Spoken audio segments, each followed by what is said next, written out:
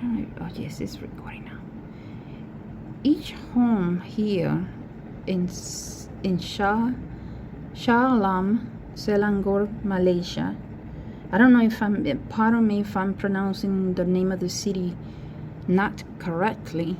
Shah Alam, SHAH, and then the second part of the name of the city is Alam, ALAM, Shah Alam, in the state of Selangor, in the country of Malaysia. As you can see, there's a lot of green, and these are homes that the locals built for themselves. And this is the second part of the video because the other part I think ended abruptly.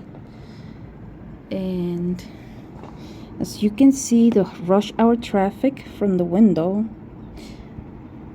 This is the studio. I'm standing here by the window from the studio apartment we're renting at here in Shah Alam, Selangor, Malaysia. There goes the light rail towards the city of Kuala Lumpur.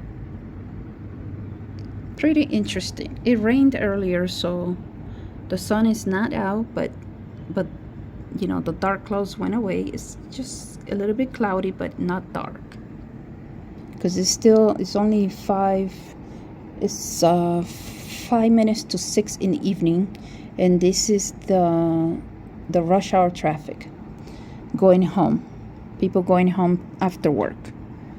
This is in the city of Shah Alam, in the state of Selangor, in the country of Malaysia. As you can see, it's a beautiful landscape they have here. They have small mountains on the background, some buildings and condominiums. You can see some of the mountains and the reflection of the sun, I think that is coming from the west, and the city traffic. I'll continue with more videos and more videos from the state of Selangor, and then there goes another light rail train heading, I think that one is heading south or southwest. And I'll make more videos with demographics. It's a beautiful city and it's a beautiful country. Malaysia is a beautiful country.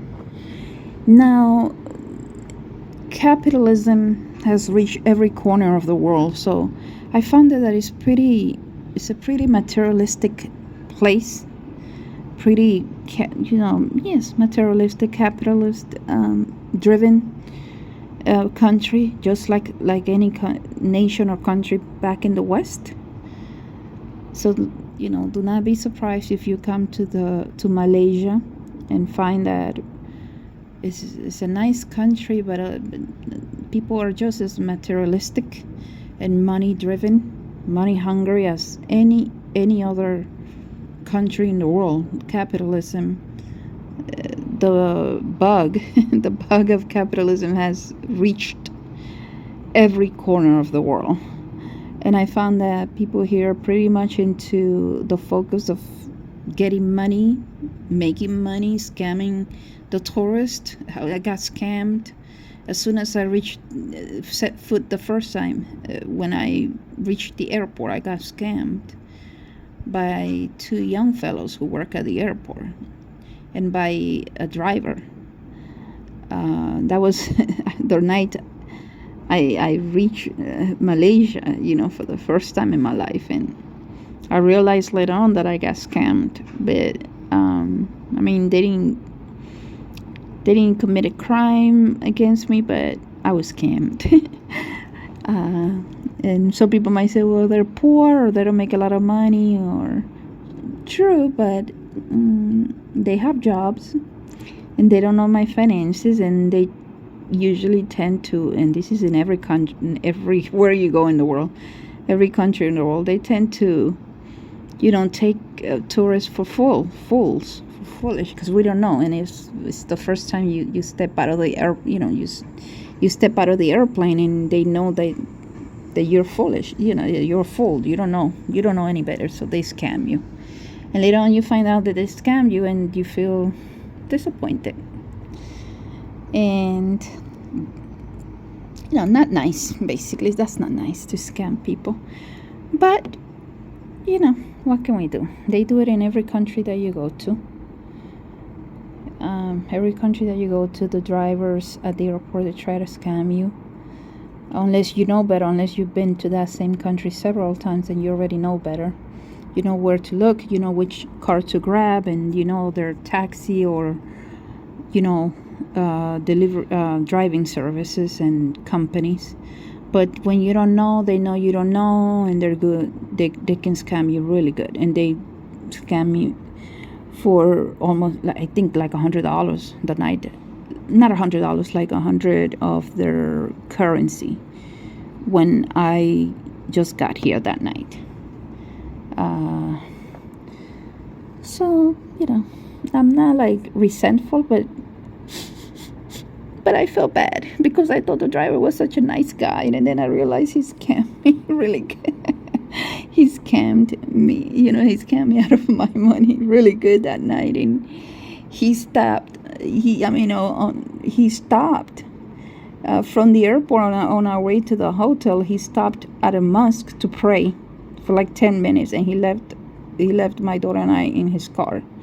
And at least he was kind to leave the air conditioner on, because it's pretty humid here and hot, the weather here in Malaysia.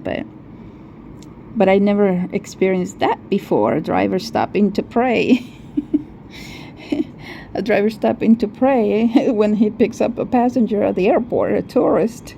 But that happened to me here in Malaysia, and and I thought, it didn't bother, it didn't kind of offend me, but I just found that odd. Never happened to me before in any country that I visited. That happened to me. But I'm a woman alone with a child that is also, with a child. And a lot of times, they do it to women. Everywhere you go, I find it that they think twice or three times before, they do stuff like that to a man. I could be wrong. But I found it that being a woman, not having a husband next, like everywhere I go, the first thing they see is a woman alone, without a man. And sure enough, I found it that people take advantage of that. They probably do it to men too, the scams. But I find that they probably find it a lot easier to deal with me. In a fishy way. But I could be wrong. I'm sure there's men out there that feel the same way, that they get scammed or treated not fairly or not very good because they're men. So I could be wrong, but I do feel that a lot of times drivers and a lot of people that see a woman alone in the States too, in the United States, I've noticed, like, people doing stuff when they see that you don't have a man by your side. And when they see you, like maintenance guys, the apartment complexes where I have lived, the maintenance guys, they see that a woman lives alone, and that is me, and they don't see a man in the house, and they act very differently than with my neighbors who have husbands. There's a husband or there's a man in the house, and that's odd.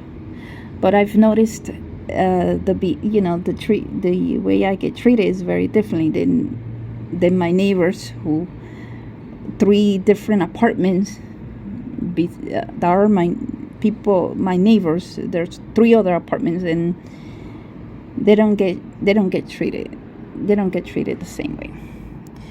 I've noticed the big difference in the way maintenance guys approach them to the way I get treated.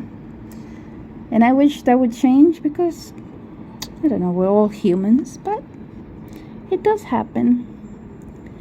It does happen. I just have to take everything with a grain of salt and relax and just move on, basically. Move on try not to get bitter. Try not to get bitter about it. But as you can see, while I was talking, my memories, my not so happy memories, I guess. As you can see, the traffic is moving fast now in a few minutes, and that's because, you know, I've lived in so many different big cities in the US: Tampa, Florida, Orlando, Miami, LA. You know how the traffic is in LA. Tampa, Florida, and Orlando are exactly like LA. And I grew up in New York City. I'm from New York City myself. And the traffic, everybody knows the traffic in big US cities. And now I live in Seattle, Washington, which is also has a lot of traffic, but not as bad as New York City, or not as bad as LA, not as bad as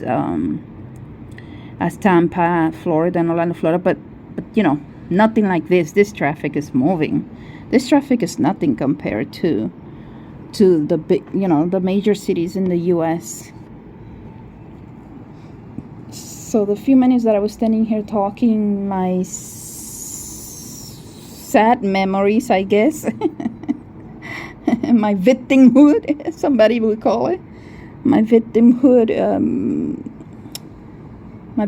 stories.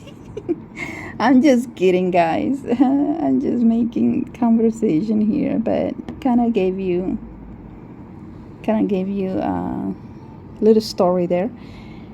And as you can see, traffic is moving, and I'll continue with other short videos about more, you know, this city, and also the city of Kuala Lumpur, and other nearby cities that are also beautiful, but also you know, very interesting. They have interesting stories and interesting facts. And I'll continue with other short videos. I hope you enjoy the view, as I do every day for the months that we've been here in this studio. And I hope I can deliver probably better quality videos. I'm doing this video, making this video with my cell phone, because I left my camera at home back in the States. So I have to film with my phone. And I purchased my camera for this trip, but I forgot it at home back in the States. So I have no choice than to make videos with my cell phone. So pardon me if it's not the best resolution, but I do the best that I can. Have a good evening. Bye-bye.